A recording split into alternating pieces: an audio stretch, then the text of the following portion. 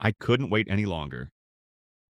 I ended up spending 22 pounds on skill books because I wanted to properly test my triple support mana sustain strategy, and I wanted to test it now.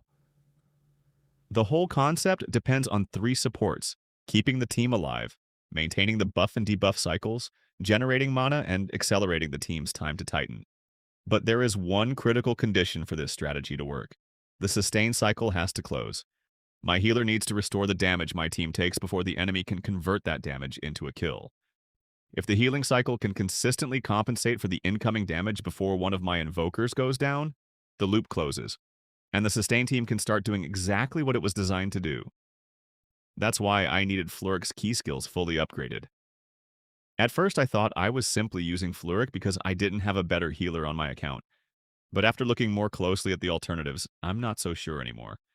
Some legendary invokers bring powerful buffs but don't provide enough healing. Others have strong sustain but don't bring the utility I need. Flurik gives me both. He provides strong sustain while also bringing valuable buffs that fit directly into the architecture of this team. So I stopped theorizing, bought the skill books, and finally upgraded the skills I needed. Now I needed the right opponent to test the theory. For the sake of a fair experiment, I deliberately chose a team at roughly the same power level as mine. I'm not going to pretend I'm beating an account massively stronger than my own, but I chose one of the strongest burst cores currently used in Arena. Elder King Thalbrenner paired with Sebastian the Dreamweaver. Thalbrenner is the one-shot threat. His job is simple: generate massive critical damage and delete a target before the opposing team has time to stabilize. And Sebastian is an almost perfect enabler for that strategy, bringing attack up, critical rate up, and critical damage up, to push Thalbrennar's burst even further. In other words, this is exactly the kind of opponent my strategy needs to survive. Burst versus sustain. Their win condition is to break my team in the opening seconds, before my healing cycle can close. My win condition is the opposite: survive the initial burst, let Flurik restore the incoming damage. Close the sustain cycle, establish the mana and skill cycles, accelerate my time to Titan, and once the team stabilizes, turn the fight around. So this isn't just another arena battle, it's a stress test of the entire triple support mana sustain concept. I spent 22 pounds on skill books because I wanted the answer now. Can Flurik keep the cycle closed against a dedicated Thalbrenner Sebastian burst core? Let's find out.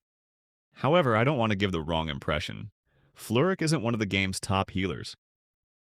He's strong here because the entire team is built to help him sustain it. That was the concept from the start. Every invoker contributes to survival. While Flurik heals and shields the team, Tyrannus suppresses incoming damage with attack down and a powerful accuracy down.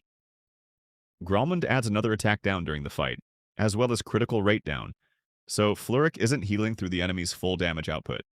The team is weakening that damage before it reaches him.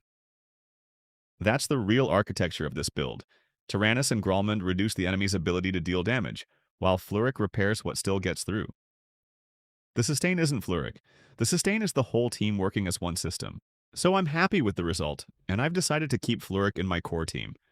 And what you've seen isn't even his full potential. I can still finish upgrading his 6th star, which directly improves his sustain.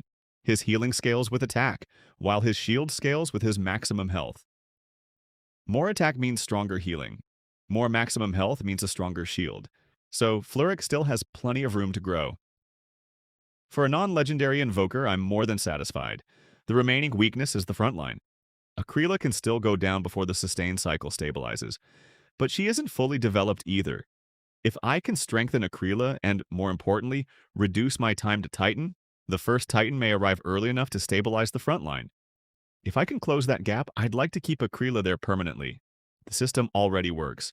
Now I need to make sure the frontline survives long enough for it to take control.